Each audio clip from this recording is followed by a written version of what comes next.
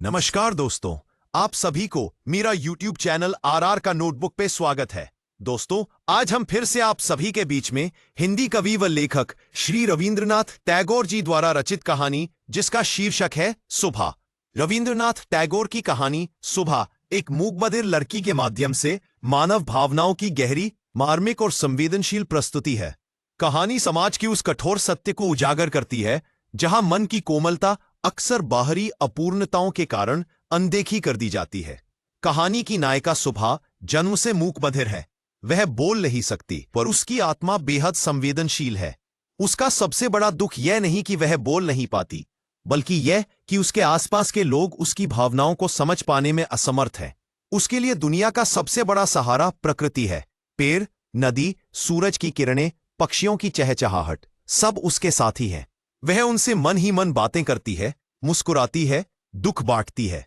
प्रकृति ही उसकी भाषा बन जाती है और उसके मौन का सहारा भी। सुबह की दो बहनें हैं, मालिनी और पद्मा, जो सुंदर, चंचल और बातूनी है। घर में सब उनका ध्यान रखते हैं, लेकिन सुबह की खामोशी सबको एक बोझ की तरह लगती है। वह चाहे जितना स्नेह जताए, उसकी चुप्पी के कारण कोई उसके मन को नहीं पढ़ पाता। घरवालों को लगता है कि उसके कारण उनकी इज्जत और भविष्य की योजनाएं मुश्किल में पड़ जाएंगी। टैगोर बेहद कोमलता से दिखाते हैं कि सुबह का दुख उसकी मूकता नहीं है। उसका दुख यह है कि कोई उसके मौन की गहराई को सुनना ही नहीं चाहता। जब उसकी बहनों की शादी की बातें शुरू होती है तो परिवार को चिंता होती है कि सुबह की मौजूदगी, उसकी कमजोरी रिश्ते बिगाड़ सकती है। इसीलिए एक दिन उसके माता पिता यह निर्णय लेते हैं कि सुबह को उसके गांव से दूर उसकी चाची के घर भेज दिया जाए। सुबह इस निर्णय को समझ न पाए, पर वह अपनी आंखों से उसका दर्द व्यक्त करती है। जिस घर में वह अब तक जीती रही, उस घर से निकाले जाने का दर्द उसके भीतर एक गहरा घाव छोड़ देता है। नए गांव में भी सुबह प्रकृति का सहारा तलाश लेती है। गांव की नदी, पेड़, खेत और पक्षी उसके नए मित्र बन जाते हैं। धीरे धीरे उसका मन थोड़ा सुकून पाता है। गांव में रहने वाला युवक प्रेम, जो स्वभाव से सरल और दयालु है, सुबह को देखकर उससे प्रभावित होता है। क्योंकि सुबह बोल नहीं सकती, इसलिए वो अपने भाव केवल निगाहों, मुस्कान और व्यवहार से व्यक्त करती है।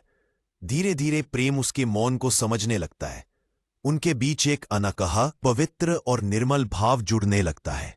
सुबह के जीवन में पहली बार उसे लगता है कि कोई है जो उसके मौन को पढ़ पा रहा है। एक दिन प्रेम को किसी माध्यम से यह पता चलता है कि सुबह मूक बधिर है। ये जानकर प्रेम का व्यवहार बदलने लगता है। जो दयालुता और लगाव पहले था, वो अचानक दूरी और औपचारिकता में बदल जाता है। सुबह समझ नहीं पाती कि क्या बदल गया है, पर वो उसकी आंखों में ये बदलाव साफ पढ़ लेती है।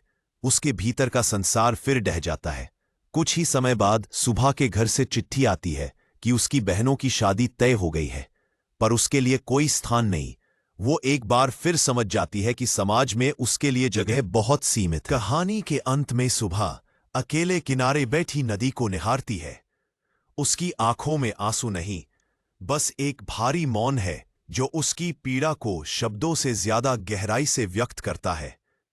इस प्रकार टैगोर अपनी इस कहानी का अंत इस प्रकार से किया है कि पाठक के हृदय को भीतर तक भेद देता है।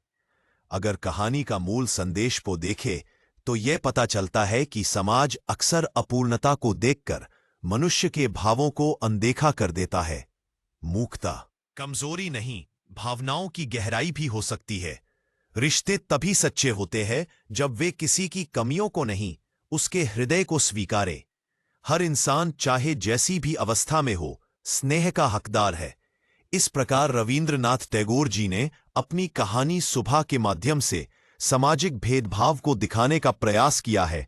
साथ ही यह संदेश देना चाहते हैं कि आज का दुनिया में इंसान बाहरी सजावट के पीछे आकर्षित होती है, ना कि भावनाओं के पीछे।